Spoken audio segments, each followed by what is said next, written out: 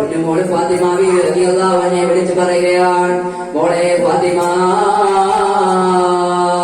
കുഞ്ഞുമോളെ ഫാത്തിമ, എനിക്ക് ഈ ലോകത്തോട് വിട പറയേണ്ട സമയമായിരുന്നു മോളെ, എനിക്ക് നിന്നെ കാണാൻ സാധിക്കില്ല.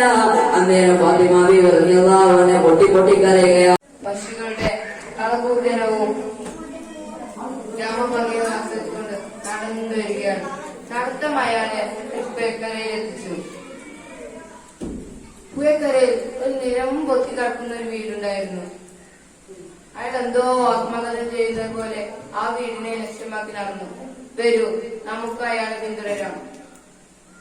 ഏതാണ്ട് 1 വർഷം മുമ്പ് ആ വീടിനൊരു ഉടമ ഉണ്ടായിരുന്നു. തലയിൽ പഞ്ഞിക്കെട്ടും വെച്ച് നടന്ന് തന്റെ നഷ്ടപ്പെട്ട കണ്ണിന്റെ ഭാഗത്ത് തട്ടം കൊണ്ട് മറക്കുന്ന അവളെ നാട്ടുകാർക്ക് സുപരിചിതമായിരുന്നു. പക്ഷേ കാലം അവൾക്ക് നേരെ കൊഞ്ചല് കുത്തി. യൗവനത്തിൽ തന്റെ ഭർത്താവ് തന്നെ എഴുത്തേച്ചു പോയി. പിന്നെ അവൾ തന്റെ ഏക മകന് വേണ്ടി എന്റെ ദുഃഖവും പരിതവും നിറഞ്ഞ ഓരോ നിമിഷവും അവന് വേണ്ടി ചിലവഴിച്ചു. ഞാനേ നിങ്ങളെ മുന്നിൽ അവതരിപ്പിക്കാൻ പോണേ ഒരു കഥയാണ്. ഇതേ പണ്ടത്തെ മാരുള്ള കഥ ഒന്നുമല്ല, നല്ല ഉത്സാഹ ചരിത്രകഥ. പണ്ടേ അറേബ്യൻ നാട്ടിലെ ഒരു വലിയ സൂഫി ഉണ്ടായിരുന്നു. സത്യം പറയാലോ, പടച്ചോൻ പോലെ പേരുത്തി ഇഷ്ടേ. അങ്ങനെ മൂപ്പരടീസേ തന്റെ ഭാര്യന്റെ അടുത്ത് നിന്ന്, എടീ പെമ്പറന്നോളെ, എനിക്കിങ്ങനെ 3 ദിവസം ഉത്തരം കിട്ടും, ഇനിയിപ്പൊ എന്താ ജഡ്ജ? അങ്ങനെ 2 ആളും കൂടി ഇരുന്നിട്ട് അങ്ങനെ ആലോചിച്ച്, അങ്ങനെയാണെങ്കിൽ ഓളെ മണ്ടയിലൊന്ന് ഉദ്ദേശം എന്താ നിങ്ങൾക്ക് അറിയണ്ടേ? ഓള് പറയണേ, നിങ്ങൾ ഇതിന്റെ ചൊറുകൂടെ മാണ്ടാണ്ട് തോർന്നാളി. അങ്ങനെ മൂപ്പരാണെങ്കിലും അവളെ വിടലും കേട്ടിട്ട് മനസ്സ് തട്ടിയാണ്ട് തോർന്നേ. എന്റെ റബ്ബേ, നിങ്ങള് കാണണ്ട ഓള് കൊഞ്ച്, ഓളെ മുടി അവിടെ കിടക്കും. അങ്ങനെ ഓള് അതും കാട്ടിട്ട് എല്ലാരും മുന്നിലും നടക്കാനും തുടങ്ങി, എല്ലാരും മുന്നിലും എല്ലാം ചെയ്യാനും തുടങ്ങി. ഇത് കണ്ടവരൊക്കെ ഓളെ ബാലം കുറിച്ച് തൂങ്ങാൻ തുടങ്ങി. അങ്ങനെ ഈ ഭാഗത്താണെങ്കിൽ രാജകൊട്ടാരത്തിലെത്തി. അവിടുത്തെ രാജാക്കന്മാരാണെങ്കിൽ ഒരു ഞൊടിക്കല. ഓള് നേരെ ഇങ്ങോട്ട് ഇട്ടി. ഞാൻ സൂഫിയർത്താവിഞ്ഞ് ബസ്മിച്ചാൻ എടുത്ത പോണ്ടി. അങ്ങനെ മൂപ്പരാള് നേരെ കൊട്ടാരത്തേക്ക് നിന്ന്. എന്നിട്ട് തന്റെ ഭാര്യനെ തിരക്കിയപ്പോ അങ്ങനെ ചൂടായി. ആ ടൈമിലാണ് ഓള ഇതൊക്കെ അറിയണത്. ആ ഓള അറിഞ്ഞ ടൈമിൽ തന്നെ ഇക്കൊന്നും അറിയില്ലാന്ന് പറഞ്ഞ് തിരിഞ്ഞാണല്ലോ. മൂപ്പരാളാണെങ്കിൽ നേരെ ഓള രണ്ടാമത്തെ ദ്വാരന്റെ എന്റെ റബ്ബേ, ഓളെ ചൊന്നിനെ കൊള്ളാത്ത കുറങ്ങാക്കി മാറ്റിയത്. അപ്പൊ തന്നെ അതിലെ നല്ലൊരു ഉസ്താറ് മൊച്ച പിന്നെ അതിനെ ആർക്കാൻ വേണ്ടി ആട്ടിപ്പായിപ്പിച്ചില്ല ഉടനെ. പിന്നെന്താ ഉണ്ടായിച്ചിട്ടാ ഓടുക കിടക്കണ നമ്മളെ സൂഫിയർത്താവിന്റെ മുന്നില്. മൂപ്പരാള് സൂഫിയല്ലേ, ദയാവന്നാണ്ടിരിക്കുവോ? ആ 3ാമത്തെ ദ്വാരം കൂടെ ഉണ്ട് തോർന്നേ. എന്റെ റബ്ബേ, ജോളയ്ക്ക് പഴയ എന്റെ ഭാര്യയാക്കി കൊണ്ടാണ്. അങ്ങനെ ആ 3 ദ്വാരം തന്റെ ഭാര്യക്കും വേണ്ടിട്ട് അങ്ങോട്ട് വിളമ്പിയാണ് കൊടുത്ത്. തിരിച്ചു വന്നിട്ടില്ല. കരഞ്ഞുകൊണ്ടേയിരുന്നു. ആ സമയം അല്ലാഹുവിന്റെ റസൂൽ യാത്ര കഴിഞ്ഞ് തിരിച്ചു വരുമ്പോൾ ഒരു തേങ്ങൽ ഇങ്ങനെ കേൾക്കുകയാണ്. സൗബാൻ റളിയല്ലാഹു അൻഹു ചോദിച്ചു, നിങ്ങൾ എവിടെയായിരുന്നു നബിയേ? അങ്ങയെ കാണാനിട്ട് ഞാൻ ഒരുപാട് വിഷമിച്ചു നബിയേ. നബി സല്ലല്ലാഹു അലൈഹി വസല്ലമ തങ്ങൾ ചോദിച്ചു, മാ യുബ്ഗീക യാ സൗബാൻ, ഏ സൗബാനേ, എന്താണ് നിന്നെ കരയിപ്പിച്ച വസ്തു? വഖാല സൗബാൻ, ലാ, ഒന്നുമില്ല നബിയേ. എന്നാലും നബിയേ, ഒരു ദിവസം നിങ്ങൾ എന്നെ ഒറ്റക്കാക്കിയില്ല നബിയേ. എനിക്കിവിടെ ജയറ കിട്ടിയതുപോലെയായിരുന്നു നബിയേ. ഞാനിവിടെ ഏകാന്തവാസത്തിൽ കിടന്നുകൊണ്ട് ഒരുപാട് വിഷമിച്ചു നബിയേ. ആ സമയം ഞാൻ ഓർത്തുപോയി നബിയേ, ഞാൻ മരണപ്പെട്ടു കഴിഞ്ഞാൽ ഞാൻ സ്വർഗത്തിന്റെ ഏതെങ്കിലും പടിയിലായിരിക്കും നബിയേ, അങ്ങുയരങ്ങളിലുമാകും നബിയേ. ആ സമയം എനിക്ക് അങ്ങയെ കാണാൻ കഴിയുമോ നബിയേ? അങ്ങ് പിരിഞ്ഞിരിക്കേണ്ടി വരില്ല നബിയേ. അത് ഓർത്ത് കരഞ്ഞതാണ് സൗബാൻ. നമ്മൾ മനസ്സിലാക്കണം മുഅ്മിനീങ്ങളെ, അത്രക്കും സ്നേഹമാണ് നബി സല്ലല്ലാഹു അലൈഹി വസല്ലമ തങ്ങളോട്. ഇപ്പൊ ഞാൻ ആ സ്ഥലം മനസ്സിൽ കൊണ്ടുവച്ചു, അതൊക്കെ നല്ല അടിയും കിട്ടും.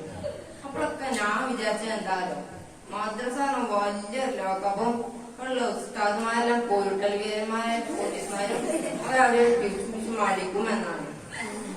അങ്ങനെയൊക്കെ ആ ഉസ്താദിനോട് ഭയങ്കര ദേഷ്യായി. ഞാനൊരു പണി തീരുമാനിച്ചു. ഒരു ദിവസം ഉസ്താദ പാടരംഗത്ത് കൂടി ഇങ്ങനെ നടന്നപ്പോ ഞാൻ കിട്ടിയില് വലിയ കല്ലെടുത്തു. എന്റെ ഉസ്താദിനെ നോക്കി ഒറ്റ കല്ല് നേരെ പോയി ഉസ്താദിന് നാട്ടും പൊട്ടിക്കൊണ്ടു. അവിടെ വലിയൊരു പാടം ഉസ്താദ് എന്നെ കണ്ണൂരിട്ട് ചാടി മുറിച്ചൊരു നോട്ടം നോക്കിയത് ഞാൻ തിരിഞ്ഞൊരോട്ടം. ഞാൻ ഓടിയതല്ല, ഇന്നേ ഒരു പുല്ലും മുളച്ചിട്ടില്ല. കാരണം എന്താണോ, അമ്മായി ഓട്ടയുന്നേ. ഞാൻ പേടിച്ച് വൈകുന്നേരം മക്കളെ ഭാഗത്ത് കൂടെ പരിക്കാറാൻ നിൽക്കുമ്പോഴോ പുറത്തു കൂടെ വരുന്നുണ്ടെങ്കിൽ അടിമലായി ആരും തിന്നാറുണ്ട്. എന്നെ പൊന്നു പോലെ സ്നേഹിക്കണം ലാളിക്കണം എന്റെ ഉമ്മാന്റെ അടുത്ത്. അന്ന് കിട്ടിയ വേദന ഞാൻ ഇതുവരെ മറന്നിട്ടില്ല. കാരണം ആ പാട് ഇപ്പോഴും ഇല്ല പുറത്ത്.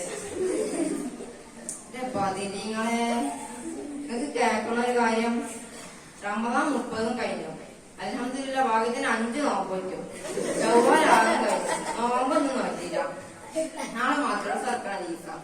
അന്ന് രാത്രി തന്നെ അതിന്റെ വലിയ പെട്ടി ബിസ്ക്കറ്റ് കൊണ്ട് ഇങ്ങനെ വരുന്നേ. ഞാൻ വിചാരിച്ച മുള്ളൊക്കെ തിന്നാളതാണ്. എവിടുന്ന് പിന്നെ അവിടെ തന്നെ നിന്റെ ഒരു കയ്യിൽ ബിസ്ക്കറ്റും പെട്ടി മറ്റേ കയ്യിൽ നിന്റെ പെടിയും പിടിച്ച് പോണുണ്ട്. എങ്ങട്ടാന്ന് അറിയണ്ടേ, ആ താടിക്കാരൻ ഉസ്താദിന്റെ അടുത്ത് മദ്രസയിലെത്തി നേരെ ഓഫീസ് മുറിക്കാണ് കയറി. അപ്പണ്ടാവുന്ന ഉസ്താദ് കാട്ടുകേപ്പനെ പോലെ കസാലയിൽ ഇങ്ങനെ കുത്തേ. ഞാൻ അടുത്ത് വിളിച്ചു, ഇവിടെ ആടാം, ഇതാണ് എന്റെ പേര്.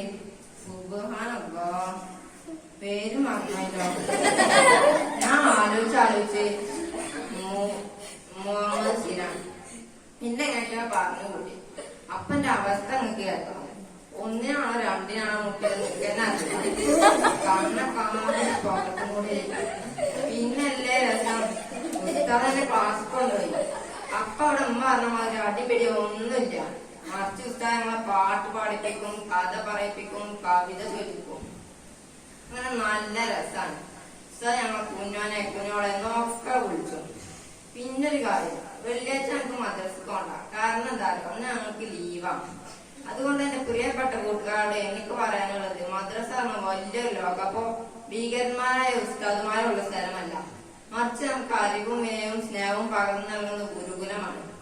അതുകൊണ്ട് എന്റെ പ്രിയപ്പെട്ട കൂട്ടുകാർ ഉസ്താദുമാരെ ആദരിക്കുകയും ബഹുമാനിക്കുകയും വേണം. നാം ഈയിടെയായി പത്രമാധ്യമങ്ങളിലെല്ലാം കണ്ടുവരുന്ന മദ്രസ അധ്യാപകന്മാർക്കെതിരെയുള്ള തെറ്റിദ്ധാരണകളില്ലേ, അതൊന്നും ഒരു സത്യമല്ല. ഓരോരുത്തർ ഓരോന്ന് ഉണ്ടാക്കി പറഞ്ഞില്ലേ, ഇതൊന്നും ഞാൻ വിശ്വസിക്കരുത്. ഇത് ഞാൻ ചെറിയ കുട്ടികളെ പറഞ്ഞ് പേടിപ്പിക്കുകയും ചെയ്ത്. കാരണം ഇത് അവരുടെ മനോഭാവം മാറ്റും. ഇത്രയും പറഞ്ഞ ഞാൻ എന്റെ കൊച്ചു കഥ നിർത്തുന്നു. ഇസ്ലാം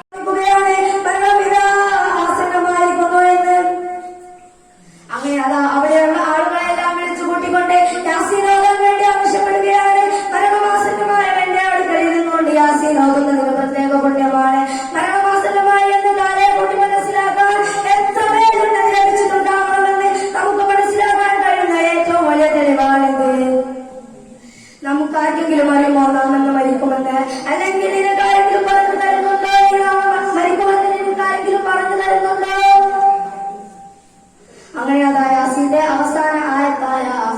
سبحان الذي بيده ملكوت كل شيء وإليه ترجعون. അപ്പോഴതാ പള്ളിയിൽ നിന്ന് സുബഹി ബാങ്ക് വിളി ആരംഭിക്കുകയാ. അല്ലാഹു അക്ബർ അല്ലാഹു അക്ബർ. ശംസുൽ ഉലമാദിന് ഇജാബത്ത് നൽകുകയാണ്. അല്ലാഹു അക്ബർ അല്ലാഹു അക്ബർ. അഷ്ഹദു അൻ ലാ ഇലാഹ ഇല്ലല്ലാഹ്. ശംസുൽ ഉലമാദിന് ഇജാബത്ത് നൽകുകയാണ്. ബാങ്കിന്റെ ഓരോ വാചകങ്ങൾക്കും ഇജാബത്ത് നൽകി അങ്ങനെ ബാങ്കിന്റെ അവസാനം ലാ ഇലാഹ ഇല്ലല്ലാഹ് എന്നാണല്ലോ. അതും പറഞ്ഞുകൊണ്ട് ശംസുൽ ഉലമ ഈ ലോകത്തോട് വിട പറയുകയാണ്. അല്ലാഹു എല്ലാവരുടെയും ദർജയെ ഉയർത്തിക്കൊടുക്കുമാറാവട്ടെ.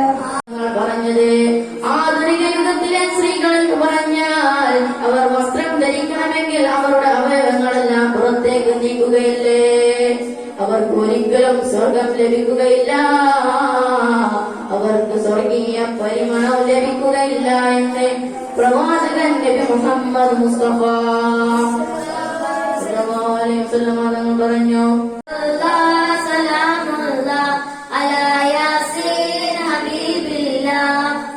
ബഹുമാനപ്പെട്ട ഉസ്താദുമാരെ, പ്രിയപ്പെട്ട വിദ്യാർത്ഥി സുഹൃത്തുക്കളെ, ഞാനിവിടെ എഴുന്നേറ്റ് നിൽക്കുന്നതിന്റെ ഉദ്ദേശം അള്ളാഹു നമ്മെ ഇഷ്ടപ്പെടാനുള്ള അടയാളങ്ങൾ എന്ന വിഷയത്തെ കുറിച്ച് അല്പം സംസാരിക്കാൻ വേണ്ടിയാണ്. അതിന് തൗഫീഖ് നൽകിയ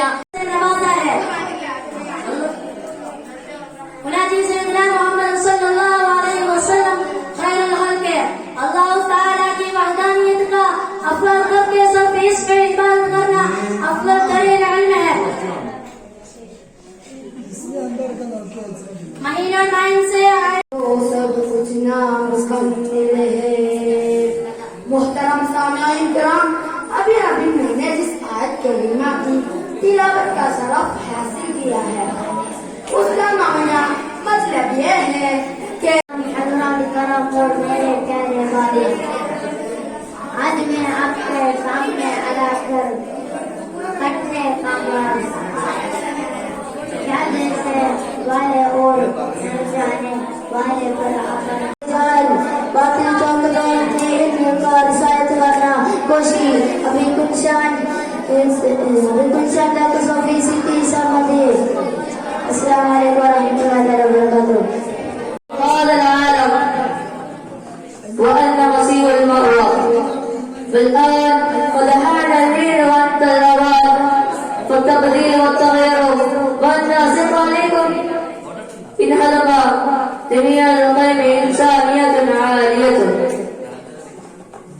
والناصر കണികയിൽ നിന്നുണ്ടാകുവാൻ മരണമെത്തുന്ന നേരത്തു നീ എന്നരികിരിക്കണേ. ഇത് എനിക്ക് ഹറാമാണോ അതോ ഹലാലാണോ എന്ന്. അദ്ദേഹം ആ പുഴക്കരയിലൂടെ നടന്നു പോകുമ്പോൾ അങ്ങ് ദൂരെ ഒരു അത്തിപ്പഴത്തിന്റെ മരം കണ്ടു. അദ്ദേഹം അതിനുള്ള ആധാരം മാത്രം ഉത്കൃഷ്ട വിശ്വാസത്തിന്റെ ഭാര്യകളെ നല്ല രീതിയിൽ പെരുമാറുമെന്ന നിബന്ധനം മറ്റൊരു കാരണം മാത്രമല്ല അവരോട് അനാവശ്യമായി കോപിക്കലും അടിക്കലും പാടില്ല എന്ന് അവർ ബോധിപ്പിച്ചു. ശ്രദ്ധിച്ചു കേൾക്കണേ, കഥയ്ക്ക് ശേഷം ഞാൻ കാര്യവും പറയും. എങ്കിൽ കഥ കേട്ടോളൂ. മരുഭൂമി നമ്മൾ കണ്ടിട്ടില്ലയോ, കേട്ടിട്ടുണ്ടാവുമല്ലോ. ഒരൽപ്പം തണൽ പോലും ഇല്ലാത്ത വിശാലമായ ഭൂമി, മണൽഭൂമി, അതാണ് മരുഭൂമി. അതിന് നടുവിൽ ഒരു പക്ഷിത്തൂവൽ കിടക്കുന്നു. ഏതോ